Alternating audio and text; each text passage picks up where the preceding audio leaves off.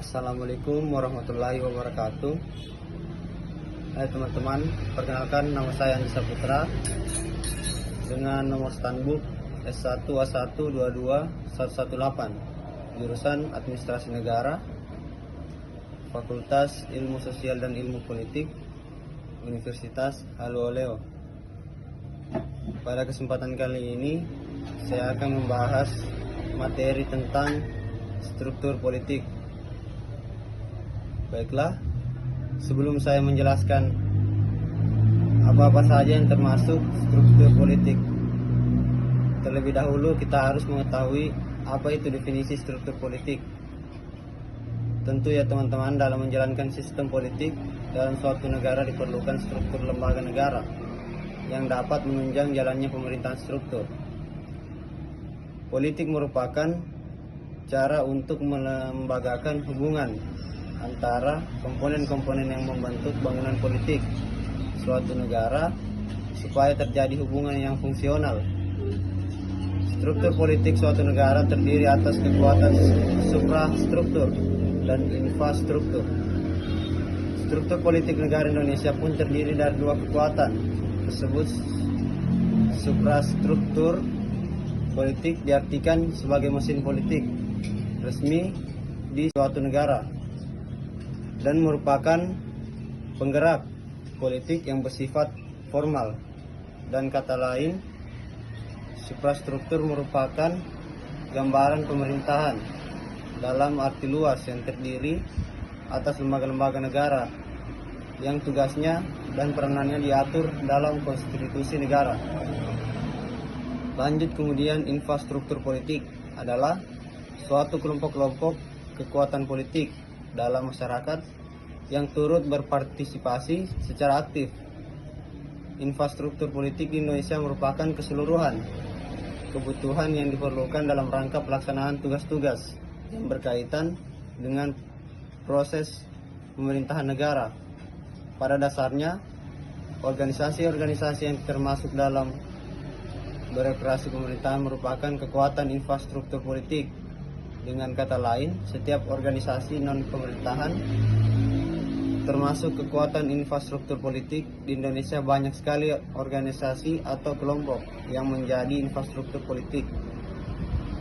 Akan tetapi, jika diklarifikasikan, terdapat 4 kekuatan sebagai berikut.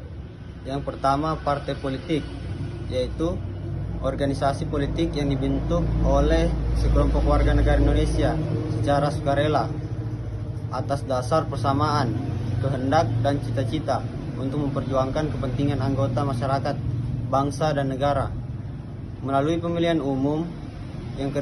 Yang kedua, kelompok kepentingan, yaitu kelompok yang mempunyai kepentingan terhadap kebijakan politik negara. Kepentingan bisa menghimpun atau mengeluarkan dana dan tenaganya untuk melaksanakan tindakan politik yang biasanya berada di luar tugas partai politik. Seringkali kelompok ini bergandengan erat dengan salah satu partai politik dan keberadaannya bersifat independen untuk mewujudkan tujuan. Tidak menutup kemungkinan kelompok kepentingan dapat melakukan negosiasi dan mencari dukungan kepada masyarakat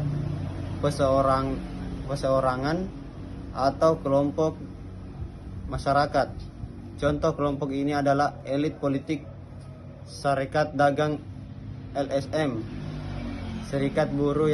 Yang ketiga, kelompok penekan, yaitu kelompok yang bertujuan mengupayakan atau memperjuangkan keputusan politik yang berupa undang-undang atau kebijakan publik yang dikeluarkan pemerintah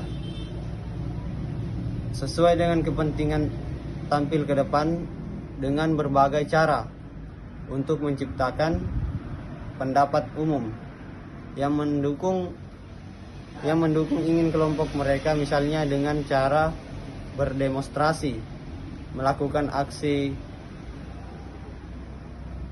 aksi mogok dan sebagainya. Yang keempat, media komunikasi politik, yaitu sarana atau alat komunikasi politik secara tidak langsung baik terhadap pemerintah maupun masyarakat pada umumnya. Sarana media komunikasi ini antara lain adalah media cetak seperti koran, majalah, brosur, tablet, sedangkan media elektronik seperti televisi, radio, internet, dan lain sebagainya. Demikianlah pembahasan kita kali ini. Lebih dan kurangnya mohon dimaafkan. Assalamualaikum warahmatullahi wabarakatuh.